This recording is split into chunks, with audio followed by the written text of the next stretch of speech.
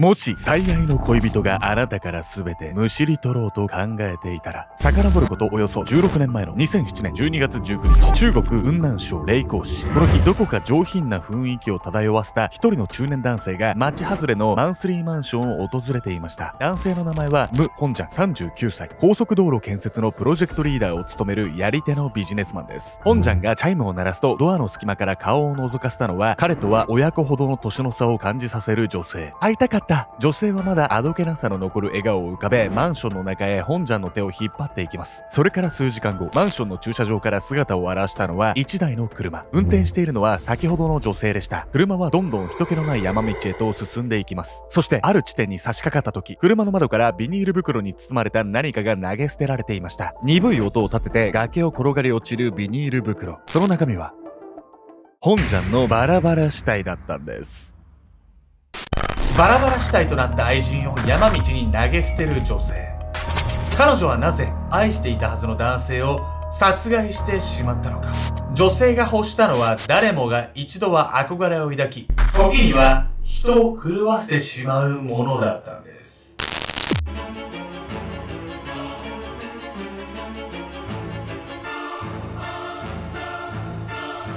おざす。猫のトイレでなんか匂いがポワーンってなんないおすすめのやつ募集中。ケンちゃんです。みんなのバレンタインデーチョコ待ってます。やみやみこです。本日ご紹介するのは中国で起こったバラバラ殺人事件。裕福なビジネスマンが愛人によって惨殺されてしまうという恐ろしい事件なんです。愛人に殺されちゃったってことは完全に地上のもつれってことでしょ。まあそうですね。この事件ね、単なる地上のもつれではないんですけれど、犯人の事情を知った時、自分だったらね、同じ状況に立たされた時、正しい判断できたのかどうかっていうのも含めて考えながら見るとね、いろいろ学びになるような話かなと思うんです。まずは男性の遺体が発見される場面から。彼の遺体は想像を絶するおぞましい状態で見つかったんです。恨みの痕跡。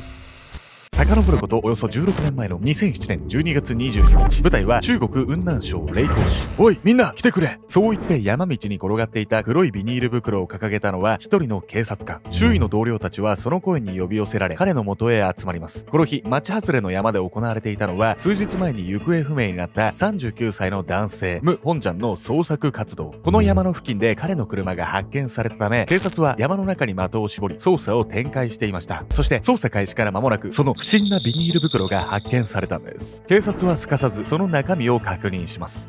これはひどい。袋を覗き込むと同時に思わず顔をしかめた警察官。それもそのはず。ビニール袋の中身は260個以上にも刻まれたバラバラ死体だったんです。検証の結果、それは紛れもなくホンジャンのものであると判明しました。160個以上ってさ、本当にその人が狂ってるか、相当な恨みが募ってたか、どっちかじゃない？まあそうですよね。確かにね、ホンジャンは仕事上上に立つという意味では恨みを買いやすい人物だったんです。しかし犯人の正体はね、そうした予想を大きく上回る人物だったんです。被害者のム・ホンジャンは雲南省の高速道路建設のプロジェクトリーダーを務めていた男性。警察は重役を担う彼の立場から、この事件は建設に携わっていた部下や取引先などの怨恨による殺人だと睨んでいました。しかし遺体が発見されたその翌日、逮捕されたのはそのどちらにも属さない人物でした。犯人はなんと19歳の女子大生だったんです。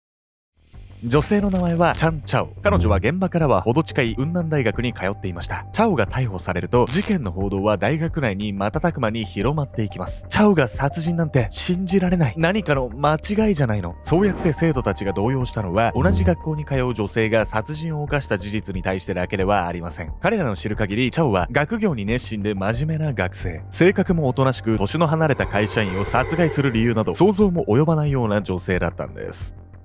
まあ、確かに言われてみれば女子大生と中年のビジネスマンの間に何かめちゃくちゃ重大なトラブルが起きるのかどうかっていうのはなんかあんま想像できないわね。そうっすかね。まあ、逆にね、中年男性と若い女性。この二つである想像をしてしまう方もいると思うんです。まあ、僕からしたらね、ほんとトラブルが起こってもね、しょうがないなっていう関係だったんですけど、一体どんなものだったのか見ていきたいと思います。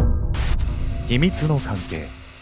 2006年6月、霊光市のナイトクラブでグラスを傾けていたのは、その振る舞いにどこか品性を覗かせる中年男性、ム・ホンジャンです。お待たせ、ホンジャンさん、また来てくれたんだ。そう言ってホンジャンの隣に座った女性は、19歳の女子大生、チャン・チャオ。ただし、華やかなドレスで着飾ったその姿は、彼女が普段大学で見せている真面目な様子とは全く別人のようでした。今日もこの後どうだ？嬉しそうに頬を緩ませながら、チャオにそう投げかけたホンジャン。二人はその後、しばらく店で酒を飲み交わした後に、肩を並べて夜の繁華街へ消えていきました。そう、ホンジャンとチャオは、援助交際をしていたんです。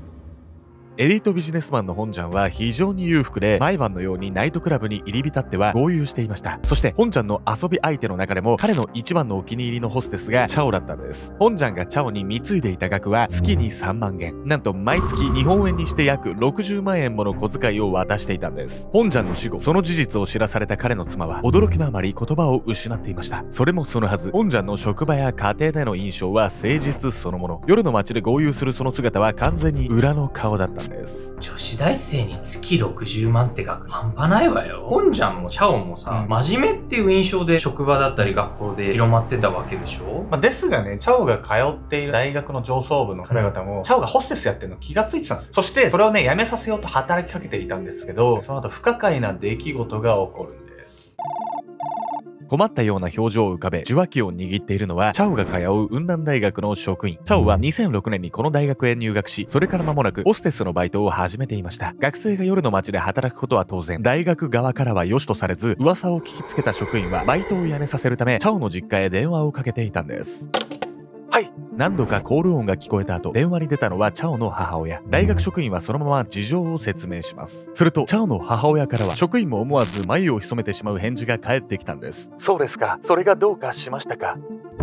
何それ？母親は大学からちゃんと知らせ受けてて注意されてたのに何もしなかったってこと？そうなんですよ。それ自体はちょっとおかしいんですけどね。家庭環境でやらざるを得ないとかさ、いろんな人がいると思うんで、どういう状況でね、チャオはホステスをこうやってたのかっていうところにも実は関わるんですよね。今回の事件はね、チャオの家庭環境、そういったところに注目しながらね、見てみるとこう学びがあるんですけれども、一体どんな状況だったのか。どうしても手に入れたいもの。好きでもない親父と寝てたったの3万元だよ。信じらんない。その日、チャオは自宅のマンションである一人の青年に向かい、ホンジャンの愚痴を漏らしていました。彼女の視線の先にいるその青年の名前はシェホン。実は彼は、チャオの恋人でした。チャオはホンジャンと援助交際をしながらも同じ年頃の恋人がおり、ことあるごとにホンジャンの愚痴を彼に漏らしていました。そう、愛人といってもホンジャンとチャオの間に愛など存在せず、チャオは本当にお金のためだけにホンジャンの相手をしていたんです。こうしたチャオの振る舞いを前にすると、学校では真面目で知られていた彼女のその人となりも疑わしく思えてきます。しかしチャオが学業に熱心に取り組んでいたこともまた紛れもない事実。彼女はことお金だけに関してその不純な性格を覗かせるんです。ホンジャンと不倫しながらちゃんと恋人もいたってさ、本当に勉強ちゃんとしてたってぐらい器用じゃない？そうですよね。でもね、実はね、本当なんですよ。チャオの実家は裕福ではない家系だったんですけど、その中で無理して学校に通ってたんで、むしろこう勉強したいとか、学歴をつけたいとか、そういった思いがあったから、勉強をね、おろそかにするなんていう選択肢がそもそも本人にはなかったんです。実は中国の情勢的に、こうした学生は少なくないんです。というわけで本日のメトラキーワード、中国の貧困と学歴について。近年著しい経済発展を見せている中国ですが、その一方で貧富の差が激しくなっていることも問題視されています。2020年の調査によると、中国では上位 1% の富裕層が国全体の約 30% の富を独占しており、国民の半数近くにあたる約6億人もの人が貧困層に属しているとされているんです。90年代以降、中国では科学技術と経済の発展によって高級人材の需要が急激に高まりました。この状況を受け、中国政府は大幅な教育改革を実施。そのため中国では大学の教育が好待遇の職に直結する傾向にあり、経済状況が悪くてもどうにかして子供を大学に通わせようとする家庭が多いんです。北京郊外で暮らすチャオの両親は夫婦で炭鉱夫の仕事をしていましたが、炭鉱が枯渇してしまい働き口を失うことに。以来安定した再就職先を見つけることが難しく、娘のチャオともども貧しい暮らしを強いられていました。そんな中、チャオの両親は必死で彼女のことを大学へ通わせてくれたんです。彼女がチャオのホステスのバイトを咎めなかったのも、学費の工面が難しいその家庭事情が関係していました。そしてこれれらの事情からお金に対して異様な執着を持っていたチャオは月3万元の小遣いでは飽き足らず、本ジャンからさらにお金をむしり取ろうと考えていたんです。中国は今建設ラッシュで見入りが良くてね、俺の口座には300万元も預金があるんだよ。そうやって口癖のように銀行口座の残高を自慢していた本ジャン。チャオはその有り余る富を狙い、好きでもない彼と関係を続けていたんです。でもさ、こっからどうして本ジャンを殺そうってなるわけよ。お小遣いもらえなくなっちゃうじゃない。実はチャオはですね、このまま本ジャンと関係を続けていても、これ以上もらえるね、お金が増えることはないっていう、そういう確信を抱いてしまったんです。そしてそれに気がついたチャオはとんでもない行動に出る。2007年の秋、チャオは本ジャンに呼び出され、霊光市内のある場所を訪れました。ロン、また本ジャンの負けか。今日はやけに弱いな。楽しそうに談笑しながら、ジャン卓を取り囲む男たち。その輪の中に本ジャンの姿もあります。そう、チャオがこの日訪れた場所はジャンソーでした。本ジャンは仲間と賭け麻雀をしていましたが、この日の彼は連戦連敗。負け額がかさんできたそのタイミングでチャオを呼び出したんです。収支をプラスまで持っていけたら、チャオにもご褒美をあげるからお願い。困ったように両手を合わせ、チャオにピンチヒッターを頼む本ジャン。それというのも、チャオはどこで身につけたのか、麻雀の腕にはそれなりの覚えがあったんです。そしてなんと本ジャンの代役でジャン卓に座ったチャオはそこから怒涛の勢いで勝ち続け、収支をプラス12万元まで取り戻してみせます。これはチャオのお金穴を底知れない執念でもぎ取った勝ちだったのかもしれません。大健闘の結果に本ジャンと約束したご褒美への期待を膨らませるチャオ。しかしありがとう、チャオが来てくれて本当に助かったよ、これご褒美ね。そう言って本ジャンが手渡した額は2万元。チャオの活躍で勝ち取った額の6分の1ほどしか彼女には手渡されなかったんです。たったの2万元？こいつもうダメだわ。付き合ってても全然金になんない。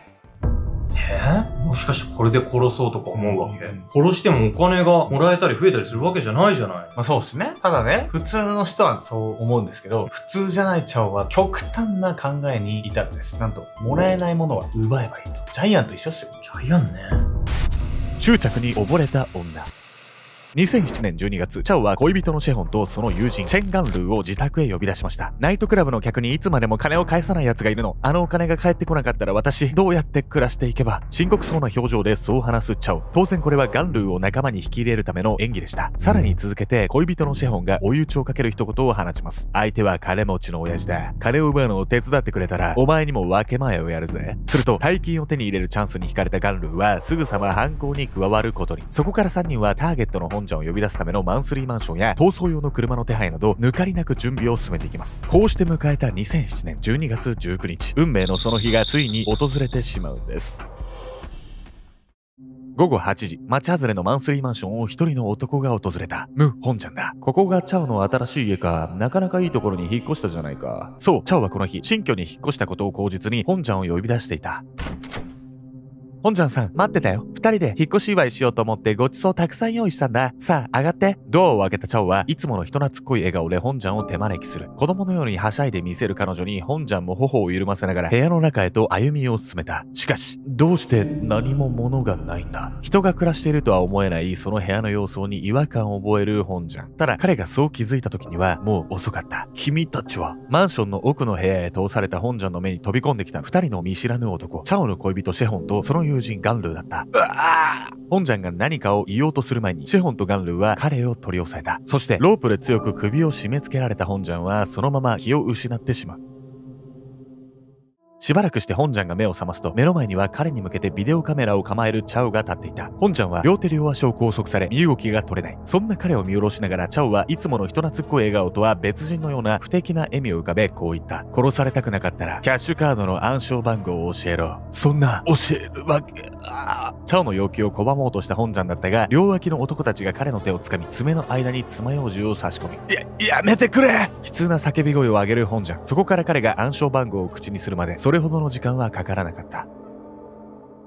ここまで残酷になれるってさ、彼への執着ってそんなにすごいかしら？すごいのね。そうなんです。そしてね、チャオの残虐性っていうのはまだまだこんなものじゃないんです。本ジャンから暗証番号を聞き出した後、結局3人は彼の首を絞め殺害してしまいます。その後、3人は遺体を風呂場へ運び解体するのですが、この時率先して解体を行っていたのも実はチャオでした。皆さんは彼女が学校の規則を破ってホステスのバイトをしていた一方、学業には熱心だったということを覚えているでしょうか。チャオが志していたのは法医学の分野。真面目に勉学を重ねてきた彼女は人体の構造について人一倍知識豊富だったんです。本ジャンの遺体を260個以上にも分解できたのはチャオのその知識があってのことでした。した。こうして本ジャンの遺体を山道に遺棄した後、3人は彼の預金を山分けし、念願の大金を手に入れることになりました。しかし、そう簡単にことが運ぶわけもありません。その後、ナイトクラブの従業員の証言から足がつき、本ジャンが殺害された4日後にはチャオが、その2日後には共犯の2人が逮捕されることになるんです。裁判において、チャオは本ジャンから性的暴行を受けていたと主張し、情状酌量を求めました。しかし、拷問の様子を撮影する、遺体の解体を指示するなど、彼女の残虐性は火を見るより明らか。弁明の余地があるはずもなく、裁判所は犯行に関わった3人全員に死刑判決を言い渡します。こうして迎えた2009年4月17日。